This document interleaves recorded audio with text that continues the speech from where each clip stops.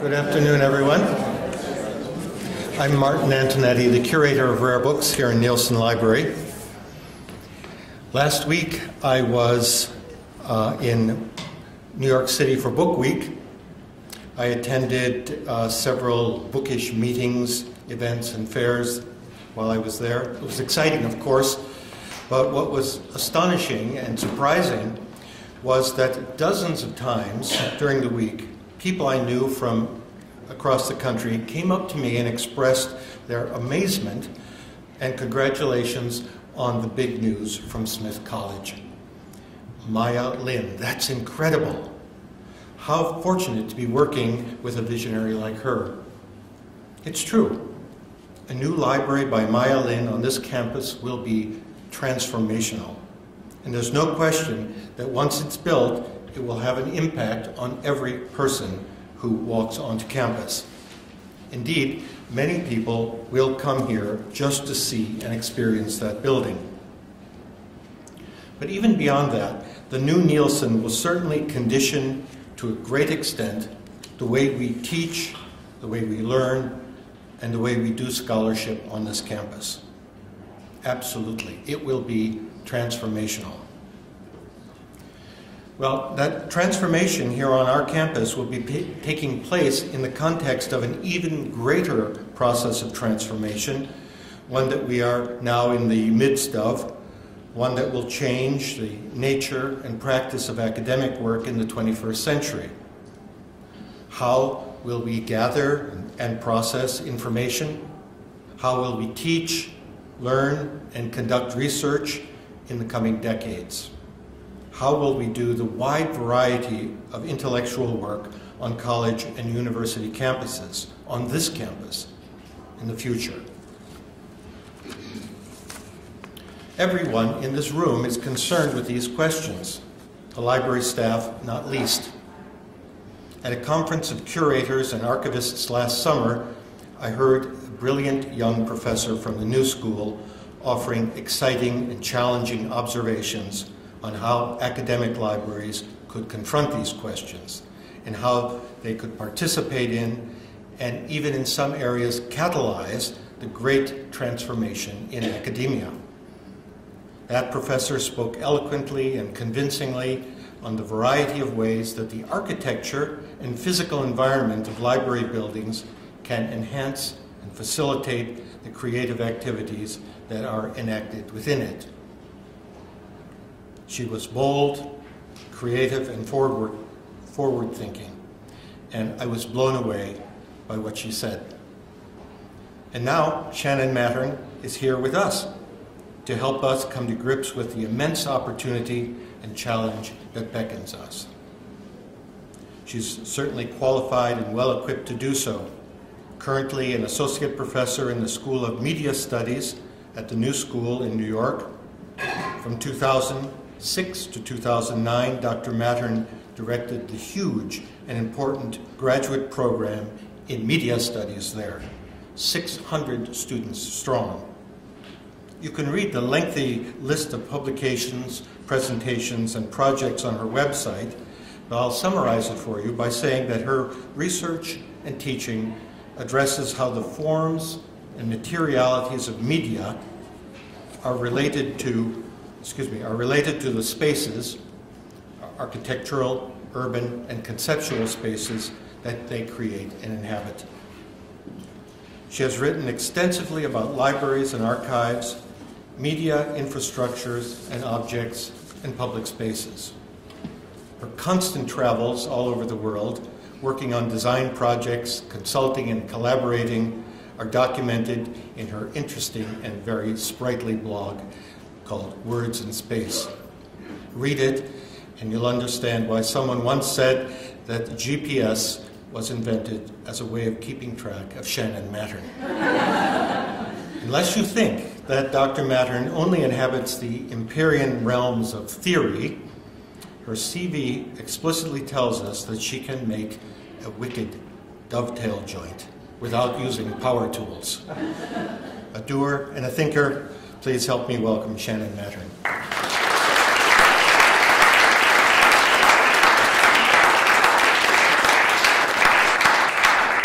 So thank you very much for that very excessively kind invitation, and thanks to Martin and Anne for inviting me here, and thanks to all of you. I know I'm competing with this really beautiful day outside, so I really appreciate your being here.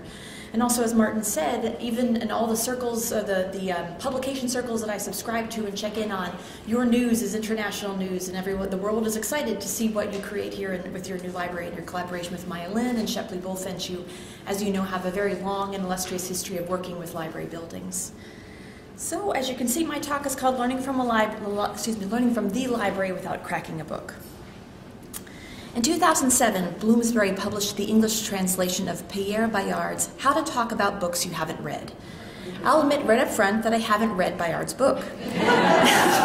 But I gather from excerpts and from what others say about it that Bayard is advocating for reading practices that we tend to dismiss as superficial or dishonest because they're contrary to some notion of a completist cultural literacy without gaps. Bayard condones book skimming, sampling, cover scanning, even abandoning and forgetting. He argues that these modes of reading the book without really reading the book, particularly if we put them into context within the wide-ranging discussions surrounding books, are valid and valuable means of engaging with literary culture, and by extension with culture in general. He writes, "As cultivated people know, culture is above all a matter of orientation," and I will say he's a bit of a structuralist, and that will become apparent.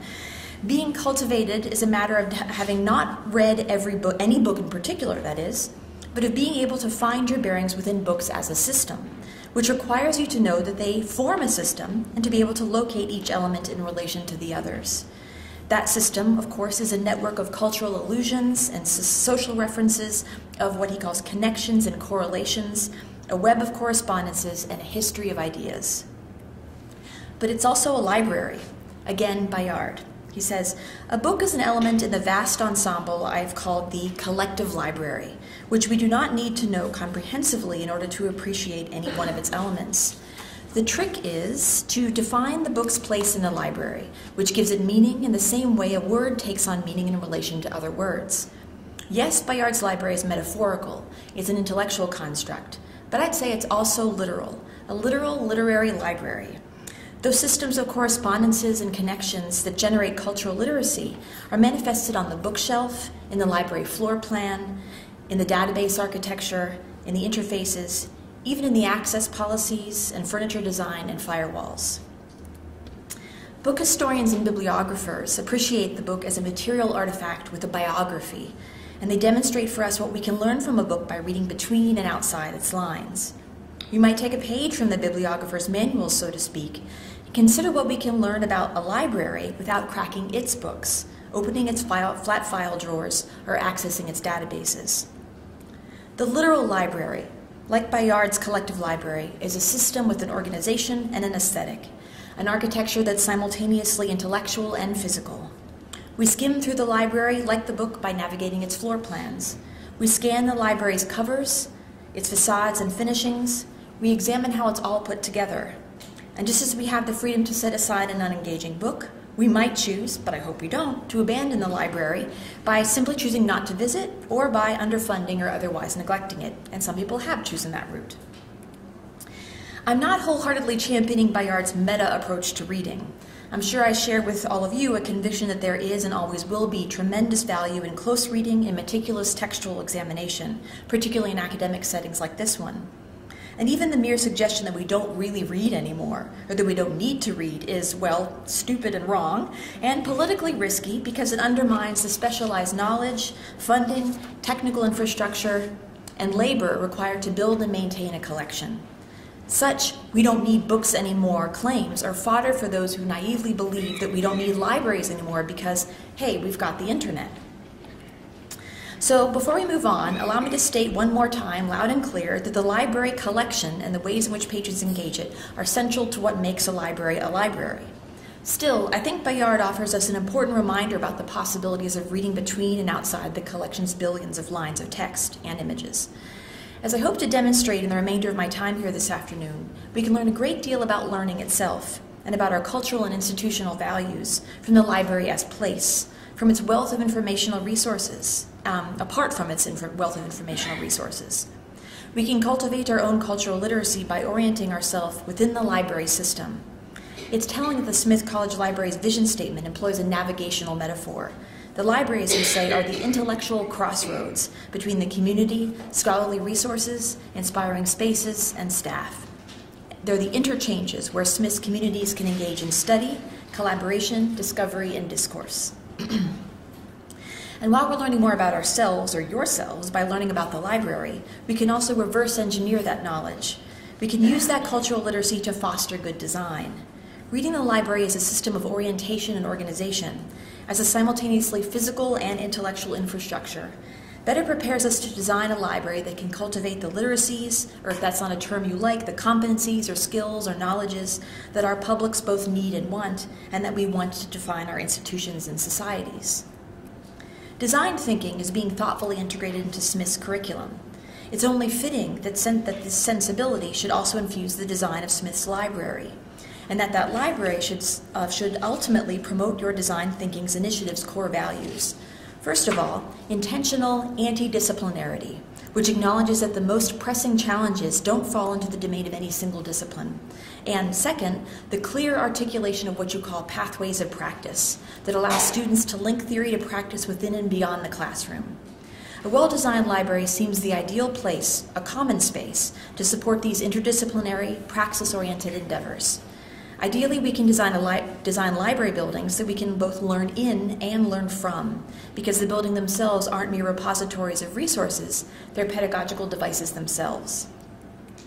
So, looking back to Bayard, we're going to borrow some methods and metaphors from the bibliographers and book historians so we can learn from the library without even cracking open its books. So in a series of 8 lessons, short, I promise, I'll draw analogies between the anatomy of the book and the topography of the library to see what we can discover without really reading. First, just as we might learn about a book based on its position on the shelf and its relationship to other neighboring books or neighboring titles, we might learn about a library based on its site, its placement on campus or in town, and its relationship to the landscape. In the late 19th century, many newly constructed public libraries were built in civic centers far removed from the cacophony of commerce and of urban downtowns. What was called the City Beautiful movement bracketed culture and uplift into its own rarefied zone. Meanwhile, college campuses, rarefied cultural centers in and of themselves, were emerging with libraries at their physical and symbolic centers. As those campuses have grown and evolved, the library's prime settings have often been compromised by infill development and piecemeal renovations. Smith's 1893 master plan by Frederick Law Olmsted, this is a story I'm sure most of you already know, was inspired by the English landscape tradition and focused on a collection of what he called landscaped rooms, with buildings approached obliquely along sloping walkways. The campus library was at its core. Over a century of development has marred that design vision, compartmentalizing the landscape into discrete quads. And that evolution has also altered the visitor's experience, both as she approaches the library from outside. The library seems to belong to a quad rather than to the entire campus, which was the original vision, and as she observes the campus landscape from inside the library. Shepley Bulfinch, in their spring 2014 planning document, advocate for a more what they call porous building that will allow for access from Selly, is that how you pronounce it? Sellies, okay, and Burton Lawns, thank you, I should have asked before I started, thus reinstating the library as a literal and symbolic campus connector. Temple University has likewise acknowledged the symbolic and functional significance of centrally siting the library. Temple is working with Snohetta, an international Norwegian-American firm that's turned out to be kind of the library architects of the 21st century, kind of the Shepley Bulfinches of a new age, to design their library.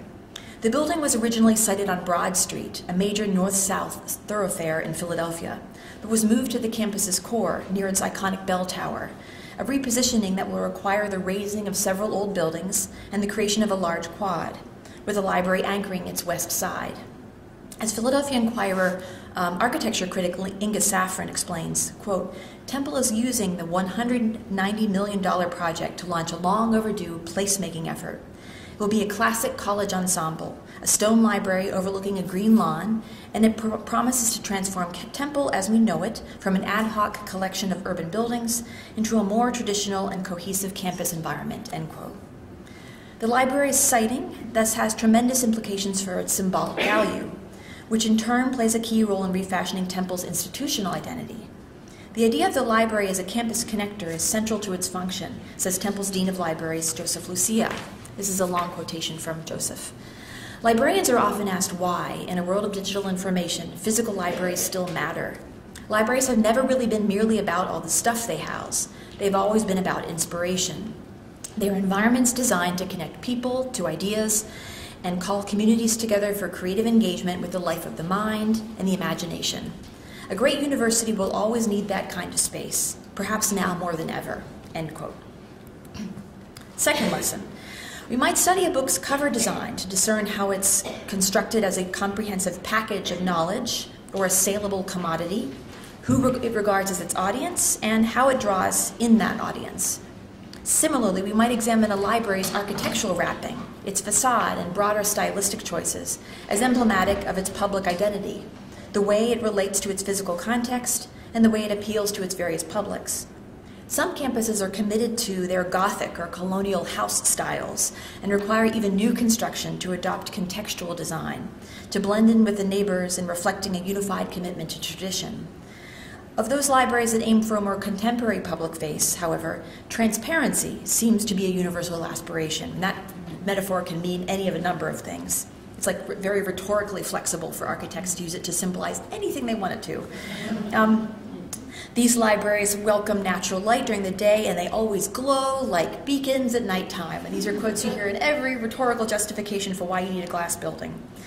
Case in point, the University of Aberdeen's new library, and this is a quotation, shimmers during the day and glows softly at night, creating a luminous landmark, a beacon for the city of Aberdeen. So says Morten Schmidt of Schmidt, Hammer, Lassen Architects, who also designed the famous Black Diamond Royal Library in Copenhagen, which some of you might know, and the new urban media space library in Aarhus, Denmark.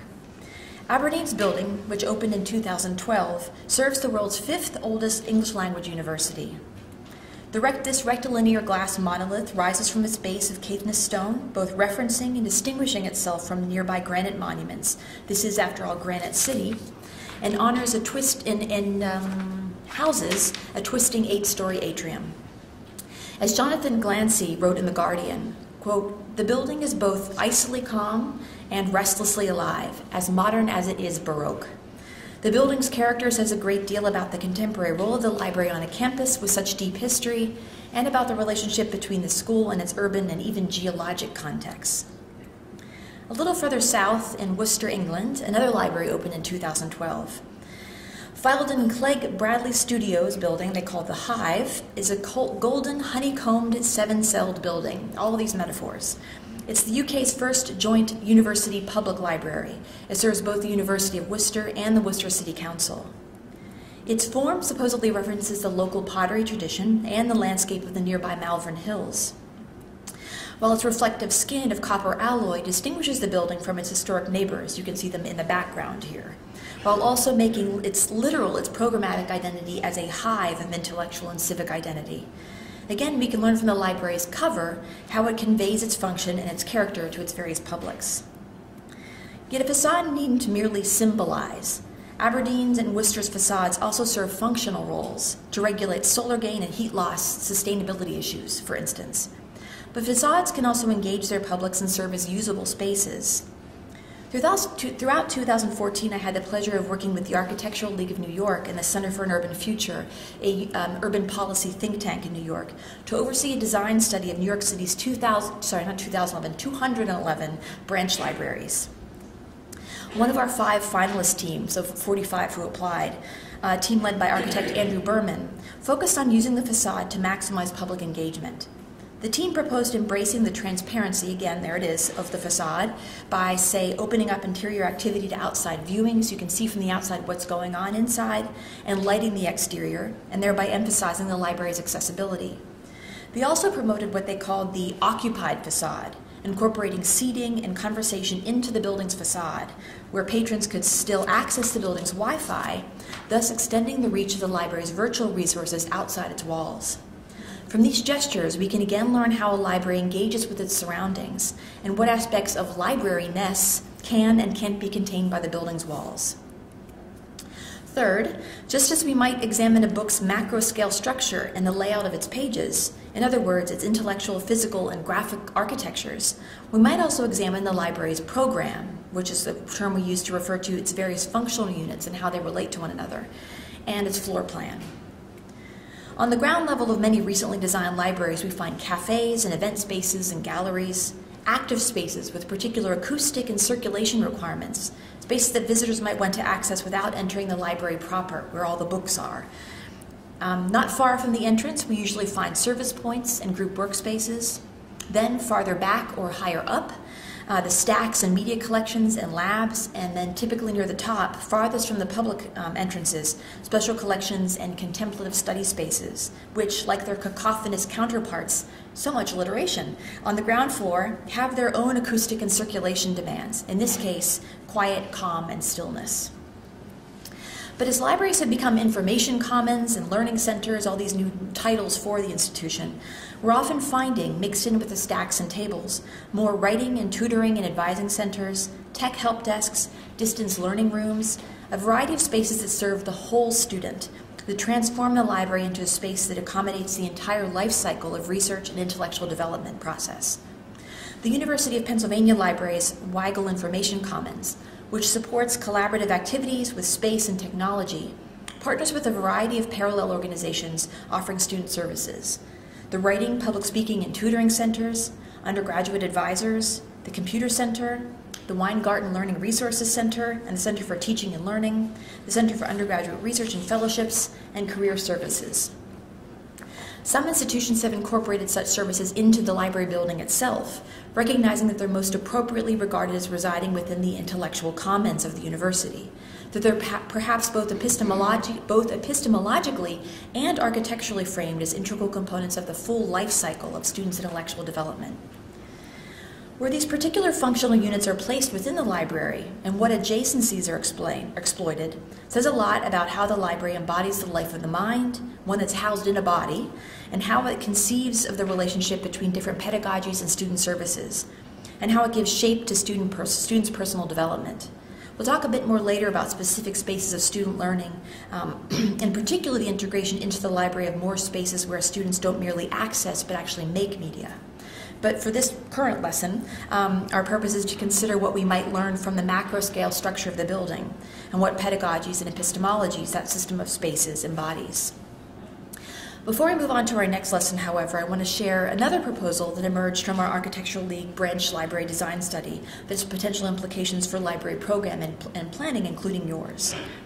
Another of our finalist teams, they call themselves L+, which consisted of designers from Brooklyn-based Situ Studios, also along with librarians, graphic designers, and even real estate consultants, offered up a platform for flexible programming, what they called a kit of parts that allows for modular deployment in various sites, which might shift at different times of day or times of year. Other examples of this model include the Uni Library, which has popped up in public spaces in myriad cities around the world, and I wrote an article about this a few years ago, and the Ideas Box, a portable multimedia kit designed by Libraries Without Borders to be deployed for refugee and vulnerable populations. The L+ team emphasized the importance of having a strong graphic identity, strong branding, so potential patrons know they're encountering the library, even when those library services have taken shape in unorthodox ways or in unexpected spaces. Such flexibility and extendability also teaches us that libraries are as libraries do, that they can exist wherever library-like activities are taking place. Communicating the presence of libraryness requires plenty of signals. As L+ and another of our design teams, call themselves Union, reminded us, having a strong institutional identity, a look and feel, is key. We might also look, and I'm not necessarily advocating this approach, but this is another example of what used to be called the former Range-View Library District in Colorado. They were branded in 2009 as Anythink, so they're not a library anymore, they're an Anythink space. Just as we might examine, so I skipped over a line here. A book offers us similar familiar cues to help us identify and use it. And this brings us to our fourth lesson. Just as we might examine the bibliographic conventions that help a reader navigate a text, things like tables of contents, indices, page numbers, etc., we might also examine the analog navigation aids and in the architectural realm, including, for example, wayfinding systems and service points. While some libraries remain committed to the traditional monolithic service desk, and this is a photograph from your archives, an unmissable, if also potentially off-putting emblem of librarianness, other institutions have minimized their service points, both in scale and in number. Libraries have played around with standing and sitting desks, kiosks, pods, poles, perches. Wow, I am really going crazy with the alliteration. I didn't realize that. There are Pinterest, another P, page, Pinterest pages, 2 more P's, dedicated to the diversity of forms. The University of New South Wales has opted for a help zone where patrons can help themselves with self-service checkouts and directional kiosks, yet where roaming staff are always ready to approach patrons to offer assistance. The university's Director of Information Services, Janet Fletcher, explains how this new zone has transformed librarian service. This is a quotation from her. By working side by side, library staff are enablers rather than experts, and conversations are less formal and far more collegial. When using computers, library staff have relinquished the mouse and handed over navigation to the customer so that they can learn for themselves, end quote.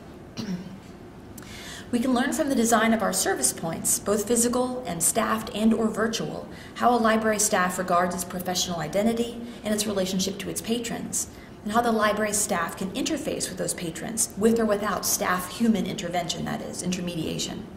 While some academic libraries seem to believe that students are more comfortable interfacing with screens than with people, and they have staff, but some often still have staff at the ready in the wings or in the background, other libraries advocate that librarians need to reassert their visibility and the vital roles that they do and can play.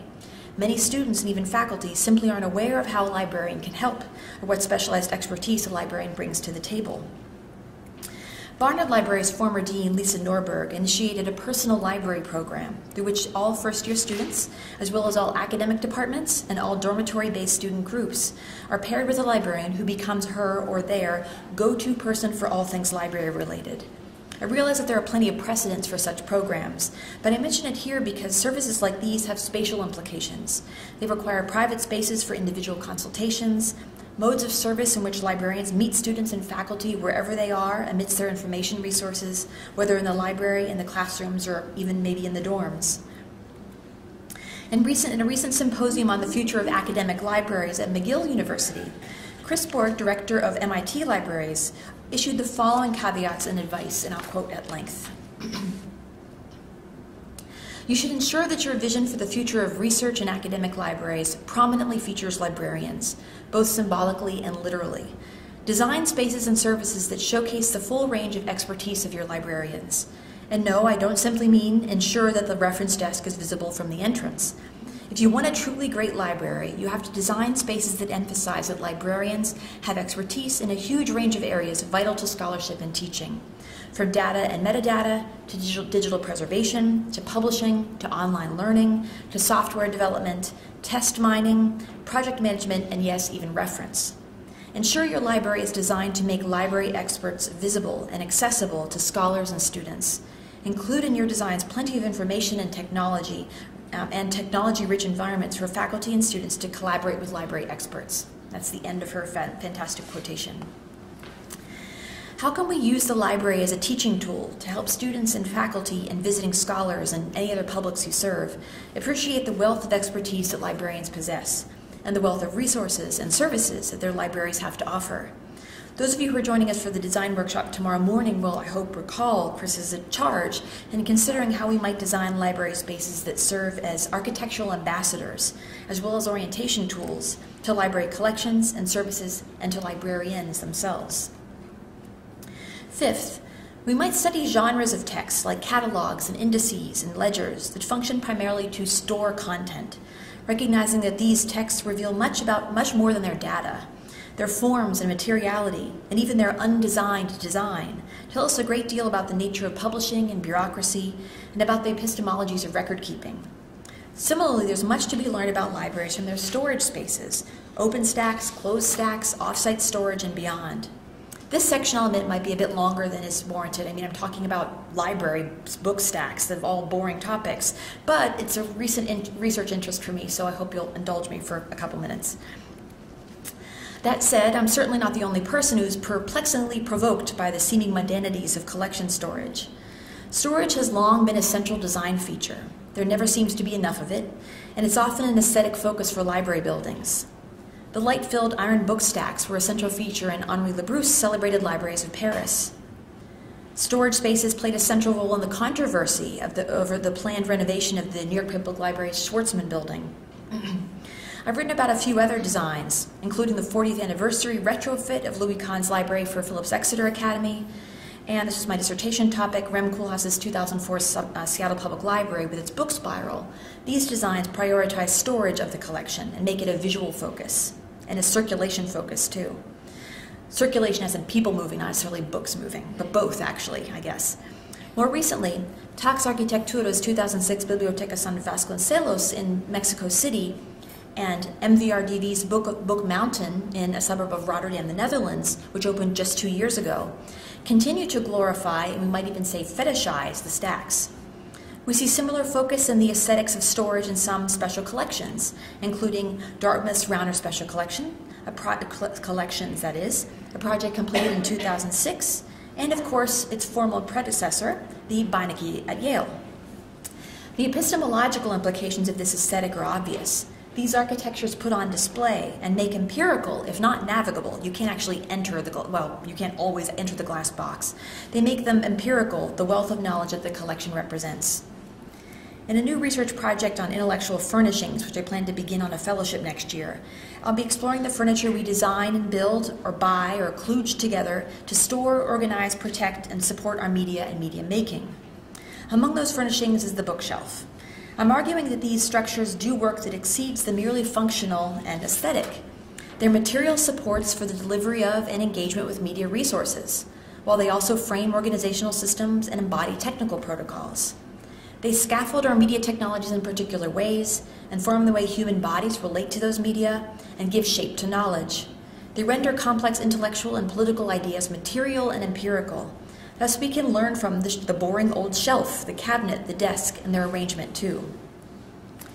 Even behind-the-scenes storage spaces, those acid-free boxes on gray shelves in the archives, have aesthetic appeal. In my classes on archives and mapping, I organize often field trips in which we take my media studies and design students behind the scenes at various museums and archives and special collections. Amidst the beige and gray, the students not only begin to grasp the scope of an institution's collection and the breadth of the formats it contains, they stop saying, as soon as everything is digitized, because they realize it's not going to happen, but they also begin to appreciate how value is attached to those materials, and just how much of it lives in only its material form, and will likely not be digitized anytime soon, if ever. Even as collections move off-site, and I'm not necessarily advocating for it, I'm just acknowledging that it's happening, I've noticed continuing fascination with the aesthetics and politics of storage. There are several recent videos, including some expertly produced documentaries featuring the Bodleian, the Harvard Depository, which Jeffrey Schnapp, I know, was here. He was involved in producing this documentary about Harvard's off-site storage, and the Corbis Image Vault inside Iron Mountain, a former limestone mine in western Pennsylvania. These videos all aestheticize remote storage and automated retrieval. Automated book retrieval. There are systems at North Carolina State's new Hunt Library, at the University of Chicago's new Mansueto Library, at the University of Missouri, Kansas City, and the University of Louisville. These are all of particular interest. The idea that there are robots in the library has piqued people's interests. Hunt Library actually made a show of its automated book retrieval system via its ground floor, what they call its robot alley. You can peek into the stacks and watch the robots retrieving the books. But the perhaps perplexing interest in such mundane concerns, I think, is also related to growing academic and popular interest in the materiality of information and media archaeology. We can position these storage stories within a larger body of work that attempts to make material, empirical, phenomenological, and thereby comprehensible a lot of behind-the-scenes information experiences. You probably have heard the now trite phrase, making visible the invisible. It's part of the, so I just said, I repeated myself, it's part of the trend toward making invisible the invisible, calling attention to the distribution of information, which has tended to be eclipsed by interest in production and consumption.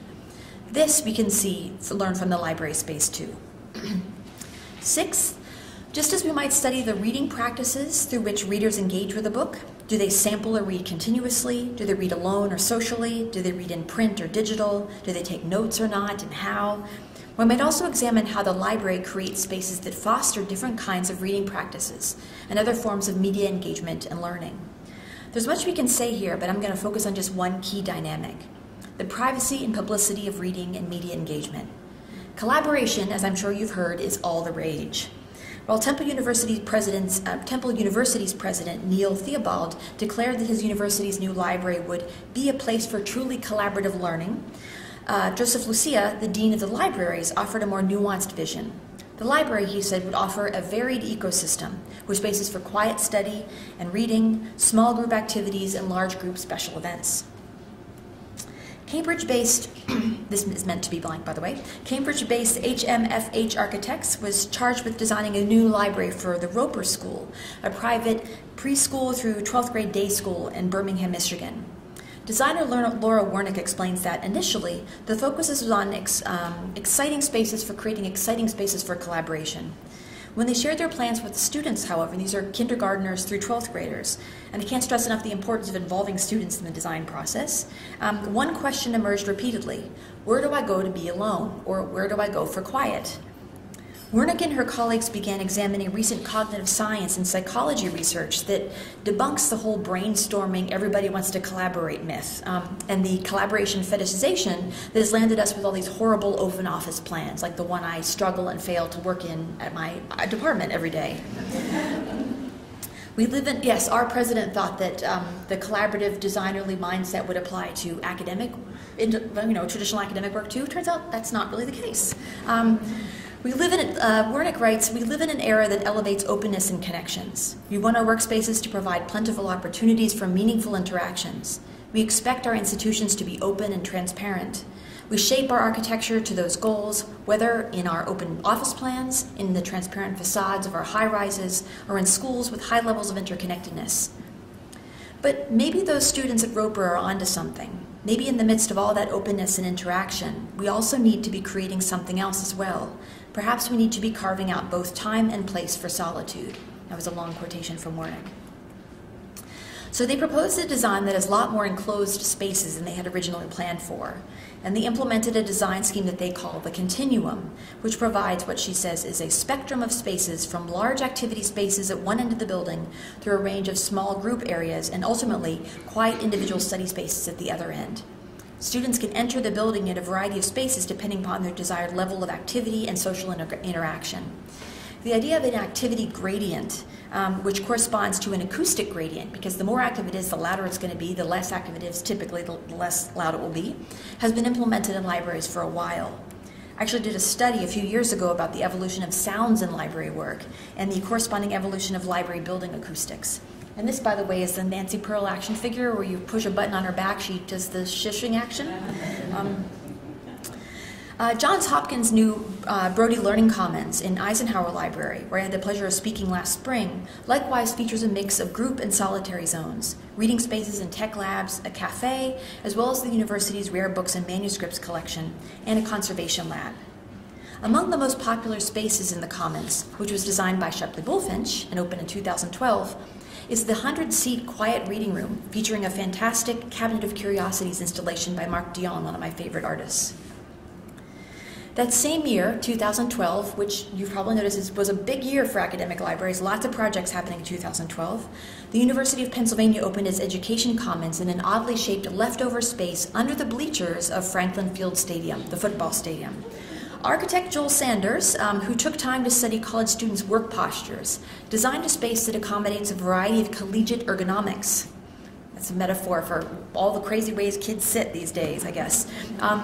Our design treats the library interior as a wired loungescape, he says, that is divided into a series of zones that encourage individual and collaborative learning. The library is further subdivided into a series of flexible areas, what he calls microclimates, with different degrees of acoustic, visual, and spatial enclosure. We find here a concierge desk, a study hall with a variety of furnishing options, and a color scheme that references the grassy field outside, and 11 glassed-in meeting rooms, above all of which floats a cloud, concealing mechanical and lighting equipment. I just love the Cartesian symbolism here. We have an oasis of calm, the cloud of knowledge, an oasis of calm and quiet under the carnal cacophony of the football field. And there I go again with the alliteration. But we can thus learn from the library as space how an institution conceives of intellectual labor, how it ergonomically accommodates the sensing and making body, and intellectually supports the thinking and sensing mind. And we can design library spaces that offer a range of environments for holistic learning. Seventh, just as we might study how a book allows for forms of active engagement, how even historical texts like almanacs and commonplace books might have invited interaction by providing blank pages or wide margins where readers could make notes. I think it's important for interaction. People who study interaction times realize that books have for a long time been interactive objects too. So just as we could look at books in that way, we might also study how libraries incorporate spaces not only for accessing published, produced, and posted media, but also for the creation of new texts, new media, new knowledge. Yes, this is the moment you've all been waiting for. This is where we talk about maker spaces and 3D printers and visualization labs and other such pivotal game changers in the library space. I'm aping Silicon Valley language there. I happen to think we've blown the innovation of such tech-forward programmatic spaces a bit out of proportion.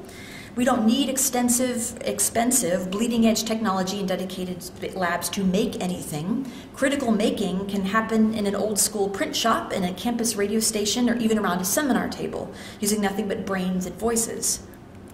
That said, given that a particular kind of technologized making is in the zeitgeist, especially in regard to library design, I do want to acknowledge that the potential value of such maker spaces, if we can find a way to thoughtfully integrate them into the library, if we can intelligently frame these programs as part of our library's epistemological and pedagogical infrastructures. There are a lot of public libraries that in order to justify their existence anymore are just saying, we're a bunch of books, and you can make keychains in our maker lab. So I'm like, what exactly is the overarching mission that's tying these things together? So I recently wrote an essay about this epistemological framing, just last summer, which has the potential to champion the integration of knowledge consumption and knowledge production, thinking and making. Much of the following is drawn from that essay, Library as Infrastructure. It's in this journal called Places, for which I'm a columnist. North Carolina State University's Hunt Library has a makerspace, a game lab, visualization, theatrical and musical production studios, a usability lab, and various other production labs and studios. It has an immersion theater and, rather eyebrow-raisingly, an Apple Technology Showcase. They actually named it, it's kind of a tongue-in-cheek naming. They make you think that they're actually featuring Apple products, but it's an Apple family that donated the money. So, Duke, meanwhile, has just opened what they call The Edge. Not sure how that branding is going to go over with students. A collaborative space for interdisciplinary, data-driven, digitally reliant, or team-based research, and that's their description, not mine. We find similar spaces in public libraries. In my Places article, I trace the history of the public library makerspace and tech lab, including some of the first makerspaces in tiny Fayetteville, New York, with a population of just a few thousand people. The labs at Pittsburgh's Carnegie Library, Chattanooga's widely celebrated fourth floor, a 12,000 square foot public laboratory and educational facility and tech incubator. Brooklyn Public Library's Levy Information Commons was opened very recently.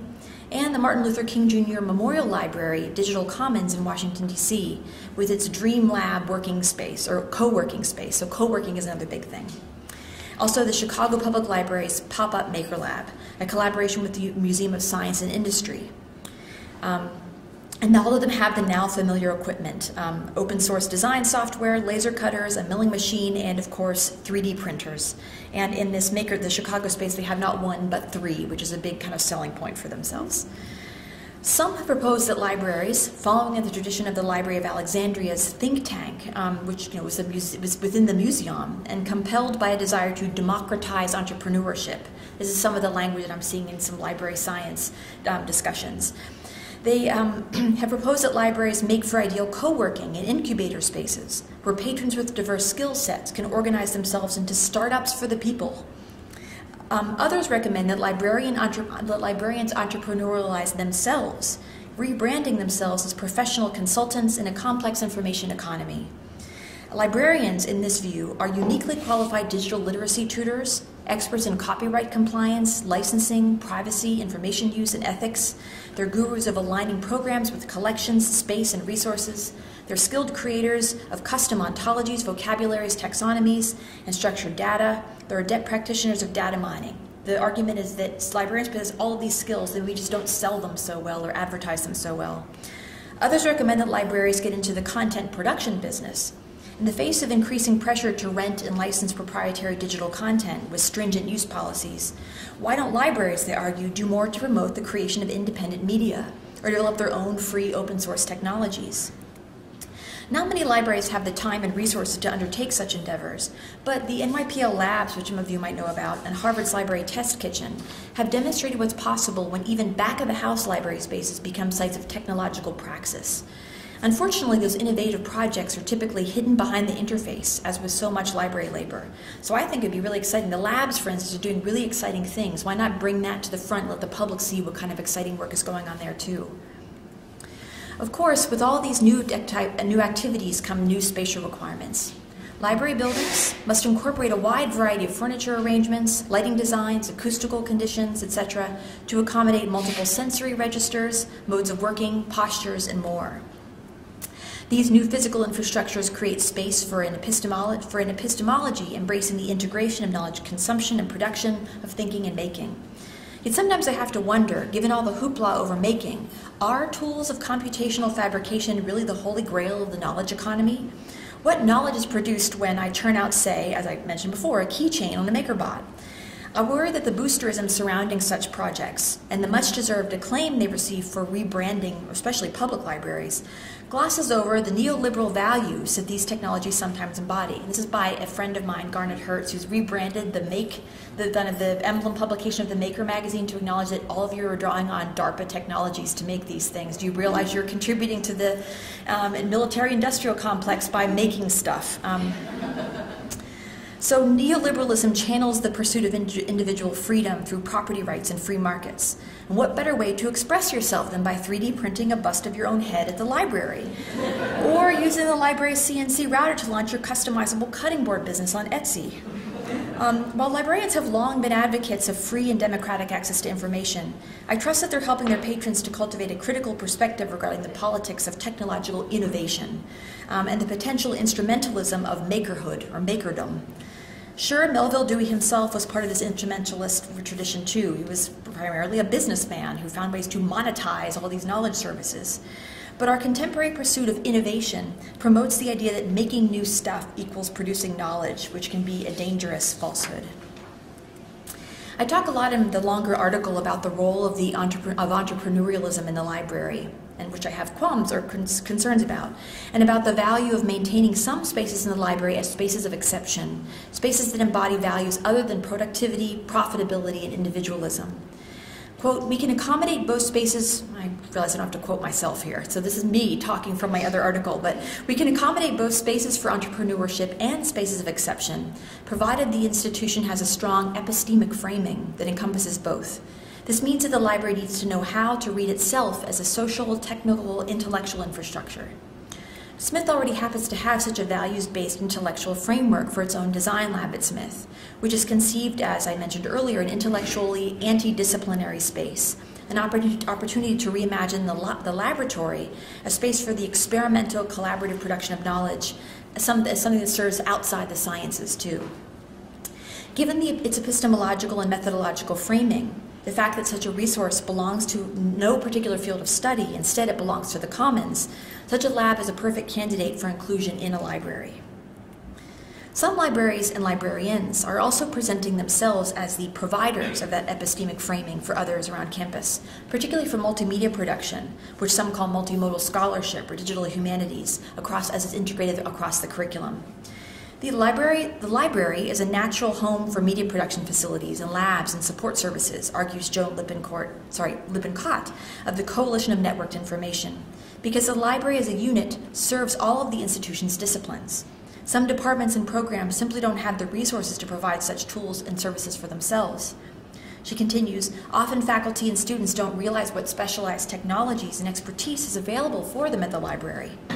And she suggests that the library space can be designed to highlight the library's technological and support resources. and to highlight librarians' capacity to help faculty provide an appropriate framework, pedagogical and epistemological framework for making both high and low tech across the curriculum. So if a faculty member is maybe used to seminars, discussions, and wants to think about incorporating a mapping exercise or some other type of more technologically intensive project, librarians can really help them think about it not just as a gratuitous, we have to do this to be relevant to students, but to actually make it pedagogically relevant to what they're doing. In this, the library is more of a pedagogical and curricular partner than a support service. Librarians can work with faculty to promote and support multimedia assignments across the curriculum and can consult with faculty on finding new alliances between library resources and services, from data sets to archival materials, and what and how faculty teach.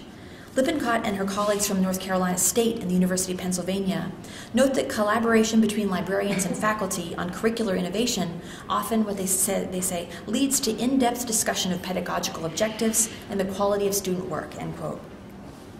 These support services also have space needs in the library, and librarians' pedagogical and curricular conversations with faculty also illuminate learning space needs, both in the library and elsewhere around campus. Thus, in considering how to design a library that reflects this integration of thinking and making, that provides a solid epistemic framing for a variety of forms of making knowledge, that is, planners have to consider pedagogy and curriculum too. They might even use the occasion of library planning to spark a discussion about how and what and where faculty and librarians will teach in the future. That's really what discovery I came across in writing my dissertation about the Seattle Library. This is almost like psychoanalysis, and having to do this big project of redetermining with huge amounts of money dedicated and committing in concrete to what you want to do. You really have to analyze what are we all about and who do we serve. So you're asking the deeper questions as necessitated by this design project. So finally, just as we might regard a book as a historical artifact, as an emblem of the state of publishing at the time of its creation, as a representation of the intellectual and cultural and political, economic, historical context from which it emerges, we might also look at the library as an exhibit of its own institutional and cultural and intellectual histories.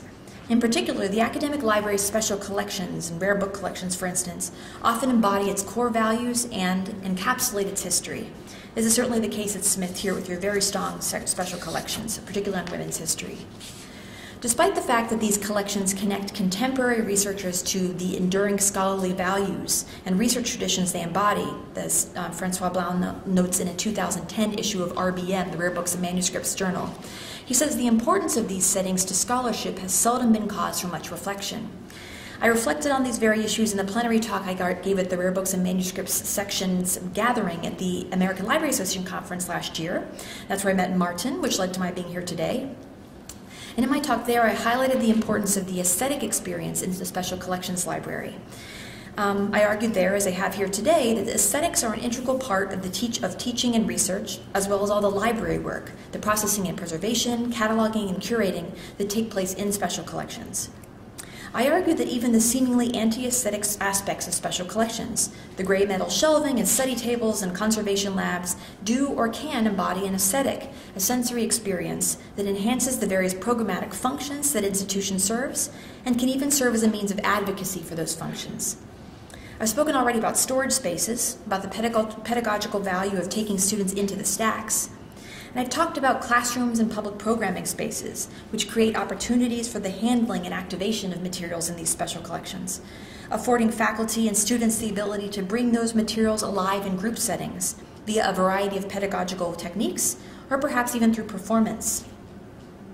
Ideally, a careful attention is paid to furnishings and lighting and display technologies that lend themselves to flexible use. Making space in the special collections for greater public access, both for a greater variety of publics and a greater variety of aesthetic experiences, opens up the collection to innovative uses and unanticipated applications.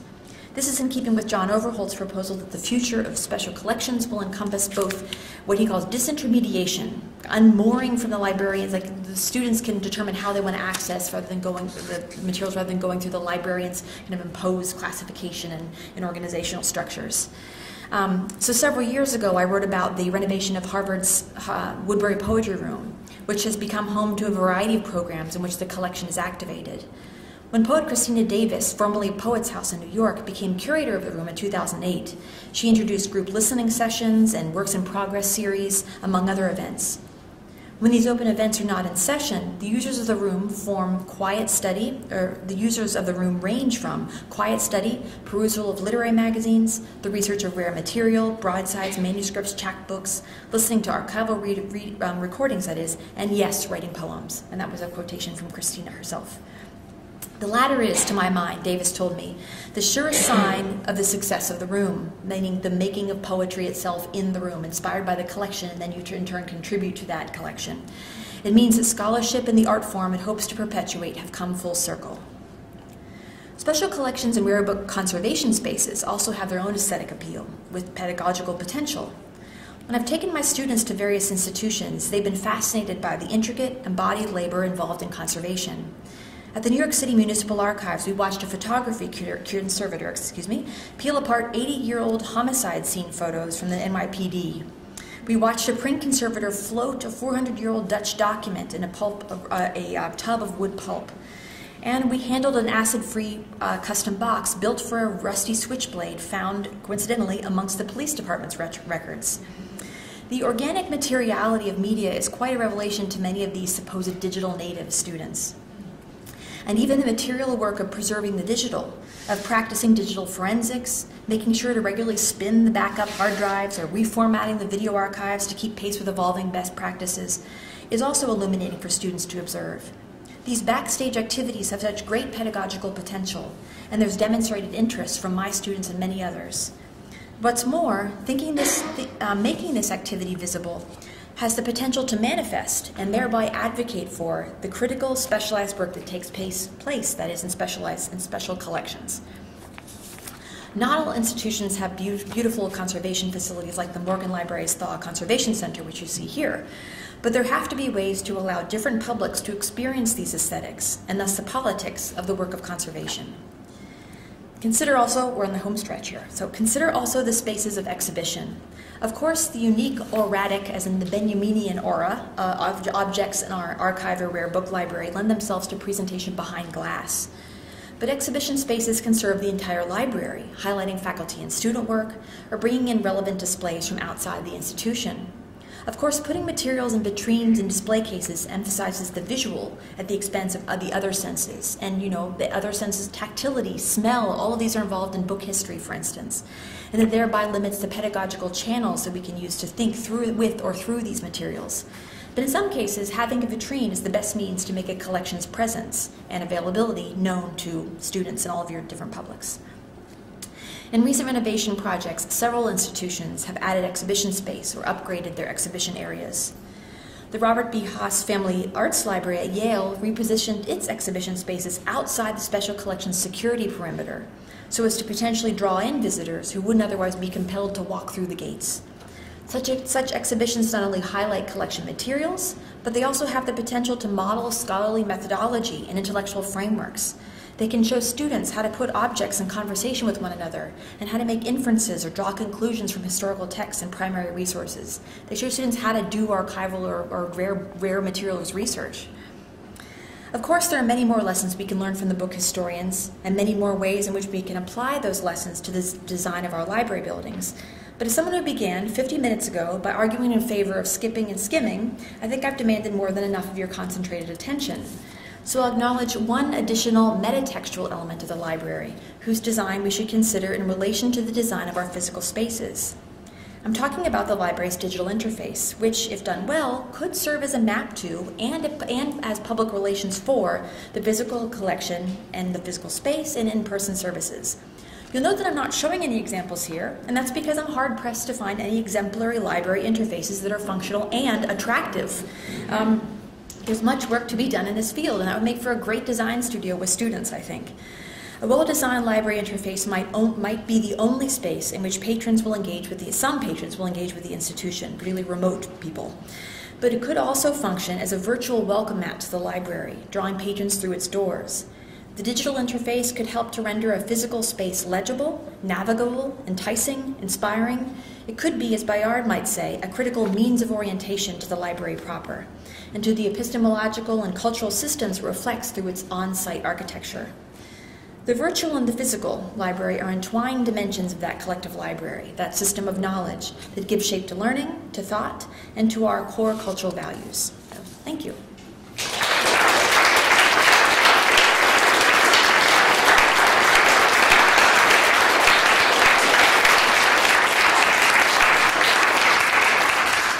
So if the sunlight is not beckoning you, I'm happy to take questions or comments from anyone.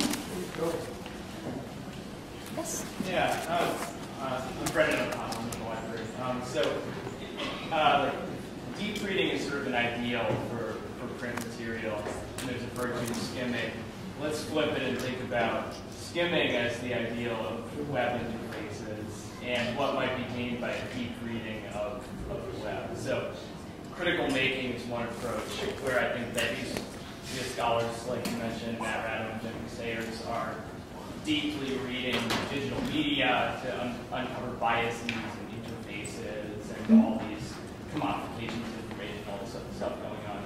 So I guess my question is, how would you make a truly critical makerspace in the library? What are other approaches to deep reading the web that might be beneficial? Because skimming is really the way that we are, to our peril, interacting. Sometimes I actually was a critic for a design studio where students are working on libraries. There are actually lots of library design studios going on. I've been a critic at Pratt and at Columbia. Barnard's redoing their library. The New School's doing a library studio. And students always put in a makerspace. And then they have read my article and they say, well, how do we incorporate a critical framework? And how do we design a space that does that? But I think it's also important to realize that the architecture doesn't have to do everything. The people can provide some of that critical framework too. So as long as you, again, have the conversation between the space planners and the curriculum designers and maybe teaching and learning services to help faculty frame the making that's going on in the space, so the students can critique questions like this kind of universal fetishization of innovation, like the new is always the good. Not necessarily, I don't think. So I think it's maybe that conversation between the people who will be teaching the classes in those spaces, or people who are interested in and want to see what the space could allow them to do new in their classes. So it's I think in large part a pedagogical framing. And then the space, I mean, I could maybe throw that back to you. I mean, you could have a space where you could actually have students turn around to work at various technical stations, but have a space where they can all gather or turn their chairs around to have a critical discussion at various points. That's just a simple thing you could do, but just swiveling chairs to allow people to have sight lines to one another, to have seminar-style discussions in the lab could be a place for that kind of discussion to happen. Mm-hmm. Like here and then at the back. I was interested in your use of the word anti-disciplinary, and some of the ideas that have been presented about revisions in this library are very expensive destruction of most everything that's over here. I wonder if you think that having a music library and an art library and a science library is a bad idea, and maybe it ought to be an anti-disciplinary library that has all of that in one space that flows freely from one discipline to another. Actually, interdisciplinary is Smith's word. It's from the design studies document. Yes. Yeah. Well, actually, that is their term. The interdisciplinarity is actually a term from the Smith design thinking document. But there are ways to incorporate zones of specialness into a comprehensive kind of commons type of library. Special collections is one way of doing that. I'm not necessarily going to advocate that the San Francisco Public Library is a model to honor, because as some of you probably know, the design that opened in, I think, 1996 is kind of widely panned as being an opposite of an exemplary public library because it did not have enough space for the print collection. Still, one thing they did do was have the full, Dewey Run, but at the same time incorporate little corner spaces for special collections that represented regional particular interests. This is kind of an institutional question, and one I can't really answer for you, because if your institutional identity is wrapped up in having, that sounds pejorative and I don't mean for it to, if your institutional identity is connected to having a specific community gathering space and a really rich collection in a particular disciplinary area, I think there is potentially value to maintaining a separate library in that. Like the Penn, I did a postdoc at Penn. Nobody would ever want to see the Fisher Fine Arts Library go away. It's a magnificent space. And if they wanted to, I don't know, repurpose that building and move all the fine art stuff into Van Pelt, it would be a disaster. So it's really based on architectural history, how your curriculum is organized, what your institutional identity is tied to. So I think those are just part of that whole psychoanalysis question that determines how many separate specialized libraries you need. I think in the back there and then up here. Mm-hmm. So I'm Dan, Director of Sustainability and Space Planning. Maybe you'll disagree with this, and I hope you will, but I have the sense that we're asking libraries to do more and more things. We have more and more demands, and that it's a fairly complex, that they're becoming these fairly complex palettes of activities. And those are in response to relatively recent trends and ideas. And so in some ways, your aping of sort of tech language and sort of language of new innovation is funny because it's also recent and it changes every 6 months. Mm-hmm. And so I worry a little bit, like, how do we avoid creating a library that has all these great little new spaces and all kinds of different ones and not have them be sort of an expensive irrelevancy in 10 years? And is there something we can learn from old libraries, particularly the ones that seem like they are still have value and use and have sort of stood the test of time well, and about those kinds of spaces that might be worth thinking about in envisioning a new library? Yeah. Actually, the article that I showed, the library infrastructure article I published last summer, this is actually my argument, that the public library in particular is being asked to do way more than its program can accommodate. So as other social services are being underfunded or defunded, libraries become soup kitchens, they become crisis management centers, they become daycare centers, they become senior centers. And a librarian is not trained to do all of those things, and the space is not meant to accommodate all of those things. So the question I ask there is, how much program can you stuff into this scaffolding before it just explodes? And they're never provided sufficient funding. So as their program expands, their funding stays the same or is actually cut. And I think there's a similar challenge here with the public library. There are maybe kind of pedagogical or epistemological values, or even just kind of convenience values, student services, customer service values to putting all of these things in a one-stop shop. But then you're overstuffing the program. There are some, you probably know this, but there are some libraries who actually have gyms in the library. So you're working out the body as you're working out the mind. So, treadmill desk, standing desk is something a lot of students ask for. For obvious research shows the more you sit, the earlier you die, essentially. So it's not a bad thing. But this is total tangent from your question. The idea of designing tech spaces is way beyond my area of competence and expertise. I just know that it's really sensitive. I went around the country in the 2003 to study 15 public library buildings for my first book, and that was the big question. Even then, the rate of change is ever faster, but even in 2003 they were wondering, how do we design for a building that's going to come open to the public 5 years from now or 3 years from now?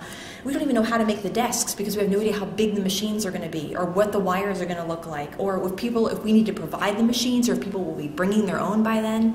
So it's become even more complicated as machines change ever more dramatically. And now that you have things like maker spaces and routers and milling machines and all kinds of stuff, do they belong in a library? And if so, there are really complicated space needs for those, like load-bearing floors, for instance, and safety issues and ventilation systems, all that kind of stuff.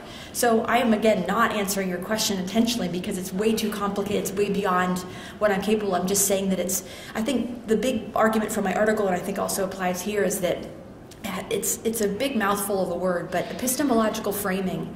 As long as you can say that our mission as a knowledge institution incorporates this, and we can justify it being because it's like serving the whole student, the holistic student, the mind and the body, whatever your framework is, and as long as the architecture is the infrastructure, the physical stuff is able to encompass that, then at least the building will seem coherent and will read coherently to all the people that it serves. I think back here and then up here. I'm sorry if I'm missing you. I'm not looking over there enough. This turns out to be a follow-up of an extension. I'm James Miller from Hampshire College. Oh, hi, yes. So as one media person to another, I'd like to offer a provocation, which is that building libraries as one big structure is an anachronism.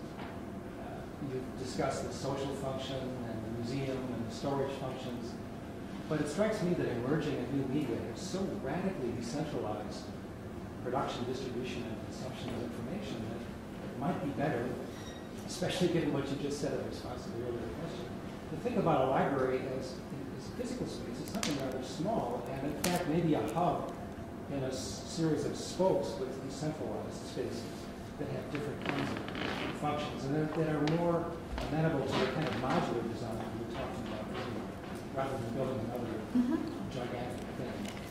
Well, I think I can go with two opposite directions to that. The first one is by separating out, by atomizing the rare books, having a separate rare books building, have a separate circulating collections building, having a separate maker space or lab or tech lab somewhere else.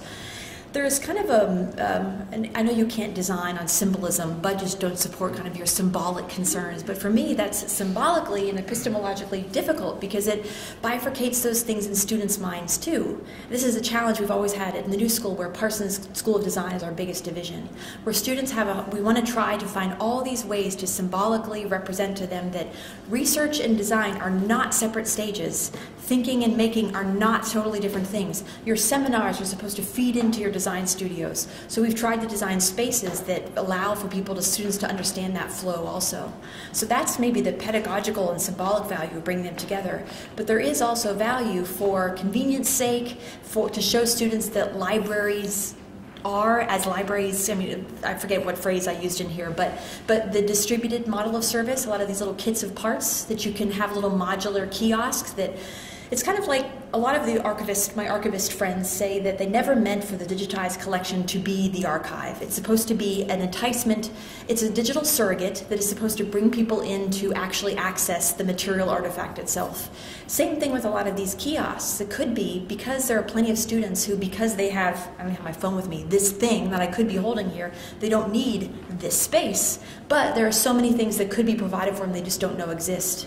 So having those distributed kiosks or service points or even just resources that can be circulating outside the library building is one model that some people have adopted as a public relations move or an enticement to actually use the library proper.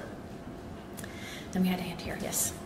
So why do you think our library digital interfaces are so substandard? Is it because we're so catalog-centric on our interfaces, or not enough transparency between our internal resources and the external resources? Just a couple things I'm thinking of. But why do you think they're so substandard? And who can we learn from to make them better? I wish I had the answer to all of those, because there are thousands and thousands of really smart people thinking about this, and nobody's really figured it out yet. I mean, part of it is just design. This pure design aesthetics is something that's a real challenge. A lot of library faces are just plain ugly. They're not enticing spaces. And of course, design, you're talking about the rate of technological change. The rate of web design trends changes very dramatically too. So this is maybe where the idea of having, a back end that stays pretty static and well administered, and skins that can change on the front end. As you don't have to be like on the cutting edge. That's a futile pursuit. That's a terrible thing to try to pursue. It's impossible. But finding a way to have some minimal relevance in terms of what the design language of the day is I think, especially for a young population of students, is an important thing to do. I know the New York Public Library, in a big hullabaloo, launched this new centralized catalog a few years ago where they worked with this organization called BiblioCommons. And they tried to incorporate all this social tagging and social commenting stuff, and nobody wanted that, really. I think they were just kind of following the trend. Delicious, another bookmarking service, was bought by, I forget, Yahoo or something, and they've rebranded. So what was great as bookmarking then became this big share your tags, form communities, form groups. Nobody wanted to use it for that. They liked the fact that it was a minimalist bookmarking service. So I think following the trends can also be dangerous if you're like, especially if you're a couple steps behind them. But I'm really good apparently at not answering your questions, just acknowledging how difficult they are. But I think maybe having a modifiable skin that can change. Some art museums, for instance, even make an art project of their websites, of their catalogs, like their digital archives, where they'll commission an artist or a series of artists to do an interface design that then rotates throughout. Like there was one of my colleagues is Christiana Paul, who's the curator of new media at the Whitney, and she's commissioned a few that actually change throughout time of day. They're kind of sustainability themed interfaces that reflect what time of day it is or what time of year it is through some kind of combination of colors and references to atmospheric things. I don't know how to read all of it. It takes a big caption to understand what you're seeing, but that could be something. You could make the interface an art or a design project and cycle through. Over here? Did you have your hand up? No? Okay. Anyone else? Okay, well, thank you very much for having me.